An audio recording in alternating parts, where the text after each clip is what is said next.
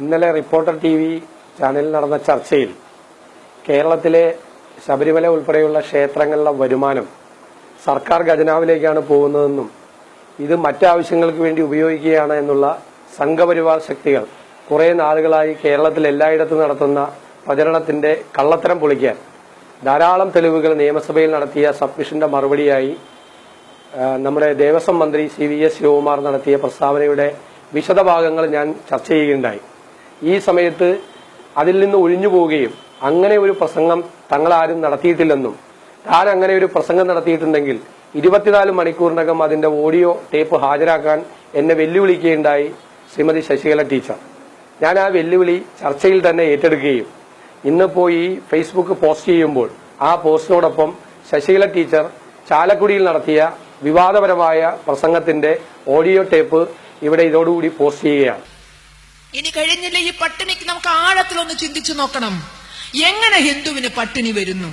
ഹിന്ദുവിന് പണമില്ലേ? പണമുണ്ട്.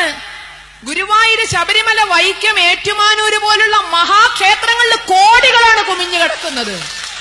പാവപ്പെട്ട ഞാനും നിങ്ങളും നമുക്ക് കൂട്ടായി ദൈവമല്ലാതെ മറ്റാരുമില്ല എന്ന ചിന്തയില് കണ്ണീരിൽ കുതിർന്ന നാണയത്തുട്ടുകൾ കൊണ്ടുപോയി ഭണ്ഡാരത്തിലിട്ട് കോടികൾ അവിടെ വരുത്തുന്നുണ്ട്.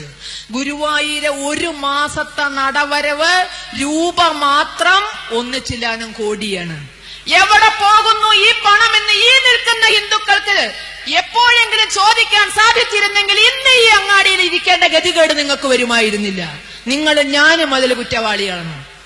എവിടെ പോകുന്നു ഈ പണം? അന്വേഷിച്ചിട്ടുണ്ടോ? ഇടാൻ മാത്രമല്ല നമുക്ക് ബാധ്യതയുള്ളൂ.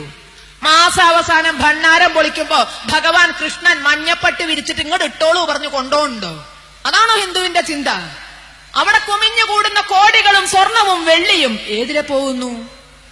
ഗുരുവായൂർ ഒരു മണ്ഡലകാല, ശബരിമലയിൽ ഒരു മണ്ഡല സീസൺ കഴിഞ്ഞാൽ നേരിട്ട് സർക്കാർ ഖജനാവിലേക്ക് എത്തുന്നത് 3000 കോടി രൂപയാണ്. ഹിന്ദുവിന്റെ അമ്പലങ്ങൾ അത്രയും പിഴിഞ്ഞെടുത്ത് ഹിന്ദുവിനെ പട്ടിണിയിലേക്ക് തള്ളിയിട്ട് കന്യാസ്ത്രീകളുടെ ഇരയാക്കി മാറ്റുമ്പോ ഇതുവരെ പ്രതികരിക്കാൻ നമുക്ക് സാധിച്ചിരുന്നു എങ്കിൽ നമുക്ക് വഴിയെടുക്കേണ്ടി വരുമായിരുന്നില്ല. ഇനി എടുത്തേ പറ്റൂ, കാരണം പിടിവിട്ടുപോയി. തീർച്ചയായിട്ടും കഴിഞ്ഞ നിരവധി വർഷങ്ങളായി സംഘപരിവാർ ശക്തികൾ കേരളത്തിൽ നടത്തിക്കൊണ്ടിരിക്കുന്ന ഈ കള്ളപ്രചരണം ഇത് ഒരു സത്യാവസ്ഥയും ഇല്ലാത്ത ഒന്നാണെന്നും വാസ്തവവിരുദ്ധമായ ഒന്നാണെന്നും നമുക്ക് എല്ലാവർക്കും ഇപ്പോൾ മനസ്സിലായിരിക്കുകയാണ്. അപ്പോൾ തങ്ങൾ ഒരിക്കലും അത് പറഞ്ഞിട്ടില്ല എന്നുള്ള വാദമുഖം കൂടി, ശശികല ടീച്ചറുടെ വാദമുഖം കൂടി ഈ ഓഡിയോ ടേപ്പോടുകൂടി പൊളിയുകയാണ്.